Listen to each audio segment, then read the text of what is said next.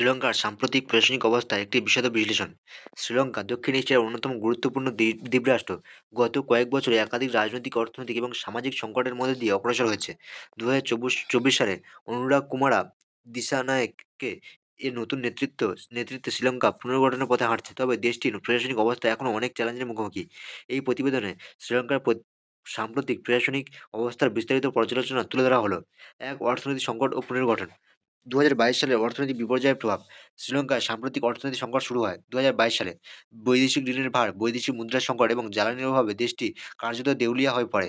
এই সময় দেশে খাদ্যদ্রব্য এবং জ্বালানির অভাব দেখা যায়। মুদ্রাস্ফীতি রেকর্ড 70% পৌঁছায়।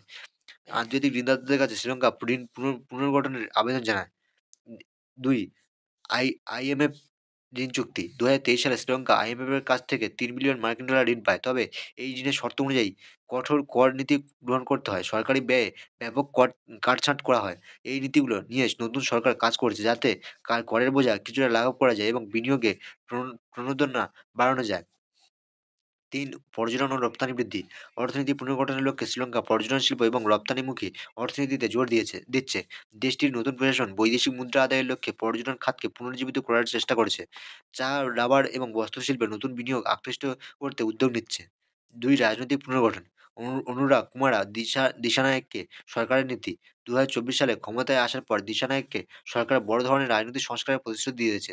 তারা সরকারি সেবা খাত সংস্কারের উদ্যোগ নিয়েছে। সুশাসন এবং দুর্নীতির বিরুদ্ধে কঠোর অবস্থান নিয়েছে। 2, সাম্প্রদায়িক ঐক্যের প্রচেষ্টা। দীর্ঘদিন ধরে তামিল ও মুসলিম জনগোষ্ঠী রাজনৈতিক ও প্রশাসনিক অবহেলার শিকার। নতুন সরকার সমতা নিশ্চিতের লক্ষ্যে তামিল জনগোষ্ঠীর জন্য আরও সুযোগ তৈরি করার প্রতিশ্রুতি দিয়েছে। মুসলিম সম্প্রদায়ের সঙ্গে সহযোগিতার নতুন নীতিমালা গ্রহণ করছে। 3, প্রশাসনিক স্থিতিশীলতা বজায় রাখা। 2022 সালের রাজনৈতিক অস্থিরতার সময় প্রেসিডেন্ট গোতাবায়া রাজাপক্ষের পদত্যাগের পর দেশের দেশের প্রশাসনিক স্থিতিশীলতা ভেঙে পড়ে। নতুন সরকার এই অস্থিতিশীলতা দূর করতে সংসদ ও প্রশাসনের মধ্যে ভারসাম্য রক্ষার দিকে মনোযোগ দিচ্ছে। সামাজিক নিরাপত্তা ও কর্মসংস্থান। 1, শিক্ষা ও স্বাস্থ্যসেবা উন্নয়ন। দিশানায়েককে সরকার 20,000 নতুন শিক্ষক নিয়োগের প্রতিশ্রুতি দিয়েছে এবং শিক্ষা ব্যবস্থার উন্নয়নে কাজ করছে। স্বাস্থ্যসেবার উন্নয়নে স্থানীয় স্বাস্থ্যকেন্দ্রগুলোর উন্নয়ন এবং ঔষধ সরবরাহের সংকট সমাধানে পদক্ষেপ গ্রহণ করা হচ্ছে। 2, কর্মসংস্থান বৃদ্ধির পরিকল্পনা। রাষ্ট্রীয় ক্ষতিগ্রস্ত সংস্থাগুলোর সংস্কার এবং বিনিয়োগকারীদের আকৃষ্ট করে কর্মসংস্থান বৃদ্ধির প্রচেষ্টা চলছে। সরকার তরুণদের জন্য কর্মমুখী প্রশিক্ষণ কর্মসূচি চালু করেছে। পর্যটন এবং কৃষিখাতে কর্মসংস্থানের সুযোগ তৈরি করেছে। 3, সামাজিক নিরাপত্তা বর্ধিতকরণ। দরিদ্র দূরীকরণ এবং নিম্ন আয়ের মানুষের জন্য বিশেষ ভর্তুকি ও সামাজিক নিরাপত্তার ব্যবস্থা আরও সম্প্রসারিত করা হচ্ছে। আন্তর্জাতিক সম্পর্ক ও ভূরাজনীতি। ঋণ পুনর্গঠন ও কূটনৈতিক ভারসাম্য। শ্রীলঙ্কা আন্তর্জাতিক ঋণদাতাদের সঙ্গে সম্পর্ক উন্নয়নের চেষ্টা করছে।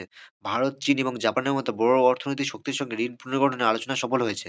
চীন ও ভারতের মধ্যে ভারসাম্য রক্ষায় শ্রীলঙ্কা সচেষ্ট। জাপান সহ অন্যান্য সহযোগী দেশগুলোর কাছ থেকে বিনিয়োগ আকর্ষণ করার পরিকল্পনা রয়েছে। আন্তর্জাতিক অংশীদারিত্ব।